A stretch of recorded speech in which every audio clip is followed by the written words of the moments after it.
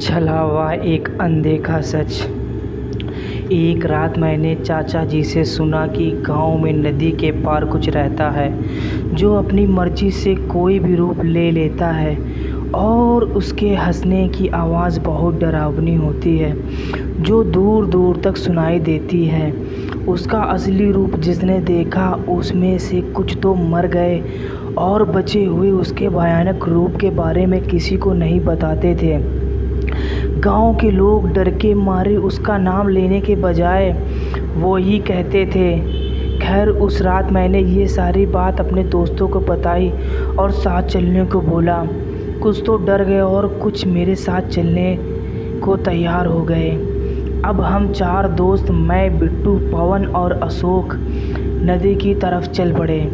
हम खेतों में से जा रहे थे और आसपास कोई नहीं था।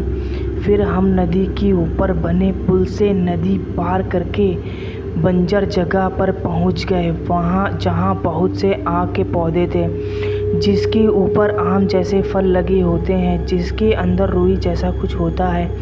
हमने बाद में पता चला कि वो रात को उस पर थूकने से वो पीछे पड़ जाता है। पवन ने आम समझकर उसे खा लिया और कड़वा होने की वजह से वहीं पौधे पर थूक दिया।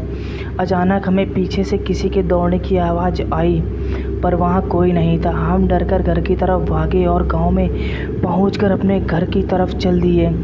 पवन और बिट्टू का घर एक ही रास्ते में था। जब वो साथ साथ चल रहे थे तभी पवन के पापा सामने खड़े मिले और बोले कि बेटा, मैं तुम्हारा ही इंतज़ार कर रहा था। और वो तीनों साथ में चल पड़े। बिट्टू के घर के पास पीर बाबा की दरगाह थी। बिट्टू के पापा ने वहां पहुंचने से पहले ही पवन से बोला कि बेटा, आज तुम दूसरे रास्ते से चलते हैं।